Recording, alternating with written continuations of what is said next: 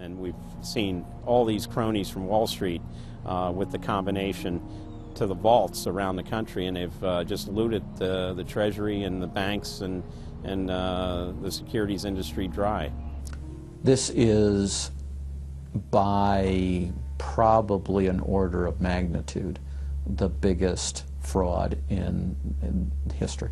Over the next 10 months, $23.7 trillion was stolen from the U.S. Treasury. The gentleman from North Carolina, Mr. McHenry. Thank you, Mr. Chairman. And the tune of $23.7 trillion worth of taxpayer exposure for the bailouts is quite striking. The calculation right now is that with Obama, we've got $24 trillion as a line of credit available only to Wall Street banks, insurance companies, credit cards, mutual fund companies, and others, but only financial institutions. $24 trillion of money from the Federal Reserve, from the Federal Deposit Insurance Corporation, and from the Treasury in the form of the bailout of October 2008. The Federal Reserve, the private holding company for the offshore banks, arrogantly told Congress and the American people that it was none of their business what the private banks did with the people's money. One very interesting exchange. Senator Bernie Sanders of Vermont asking Bernanke, we have given upwards of $2 trillion to various financial institutions. You've got to tell me, where did the money go? And Bernanke simply stonewalls and says, I won't tell you. And who got the money? Hundreds and hundreds of banks. Any bank that has access to the U.S. Federal Reserve's discount. You tell us who they are. No. Do you have to be a large, greedy, reckless financial institution to apply for these monies? There is no subsidy. There is no capital involved. There is no gift involved. It is a collateralized, short-term liquid loan that is both over-collateralized and is recourse to the company itself. We have never lost a penny doing it. And how can other institutions get those loans as well? According to the law, we are supposed to be lending to depository institutions. Let me just say this, Mr. Chairman. I have a hard time understanding how you have put $2.2 trillion at risk without making those names available, those institutions public.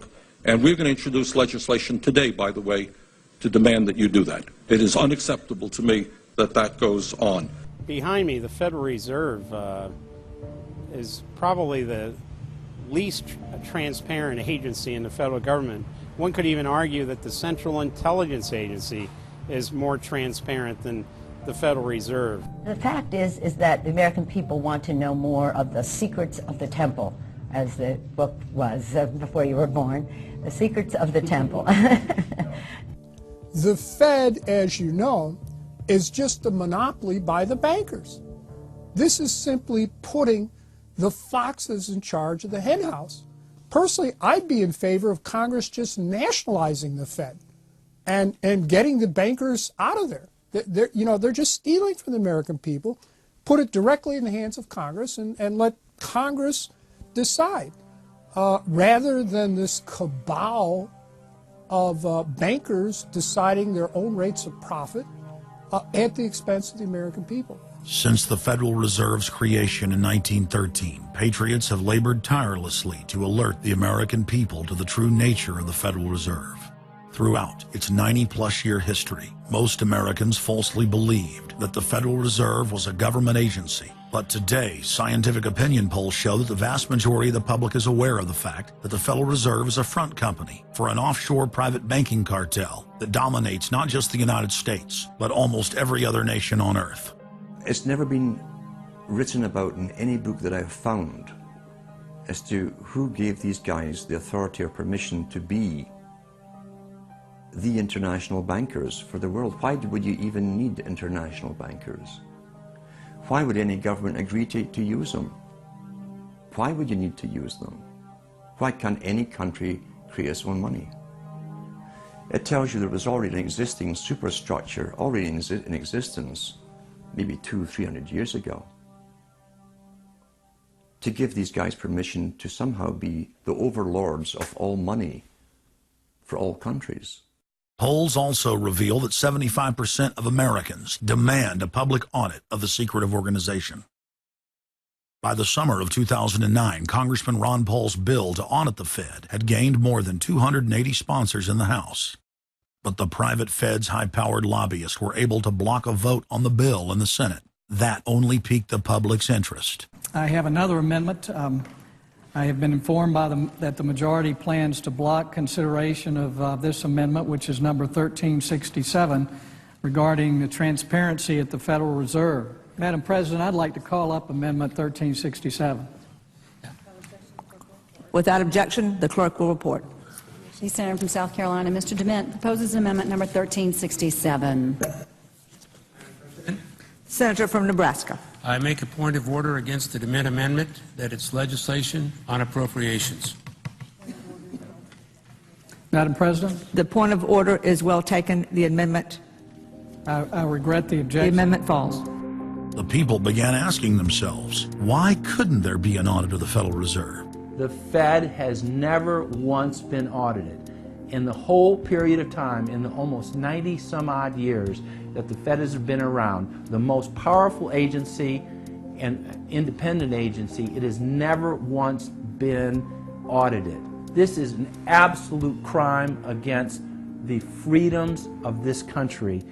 Do you think it would cause problems for the Fed or for the economy if that legislation was to pass? My concern about the legislation is that if the GAO is auditing not only the operational aspects of our programs and the details of the programs, but is making judgments about our policy decisions, that would effectively be a takeover of monetary policy by the Congress. Is that your position, that this bill, if it were to be passed, would interfere directly with interest rates, setting interest rates? If we were to raise interest rates at a meeting and someone in the Congress didn't like that and said, I want the GAO to audit that decision, wouldn't that be viewed as an interference? I wouldn't think so. This is just reviewing it, and you can do what you want. The Federal Reserve has never been subjected to an outside audit. And if you audit them, it's very likely that Greenspan, Bernanke, and Volcker might all go to jail. It was announced earlier today, that there will be a hearing on H.R. 1207, the bill to audit the Federal Reserve Bank. This will be the first independent audit in the Federal Reserve's 96-year history, and it's long overdue. Months ago, I asked the Vice Chairman of the Federal Reserve who received the $1 trillion in funds that the Federal Reserve has handed out to domestic institutions. He said, I'm not going to tell you. And then more recently, the Chairman of the Federal Reserve, I asked him who receives the $500 billion, we're talking about $500 billion, that the Federal Reserve handed over to foreign central banks. Who did they disseminate that money to?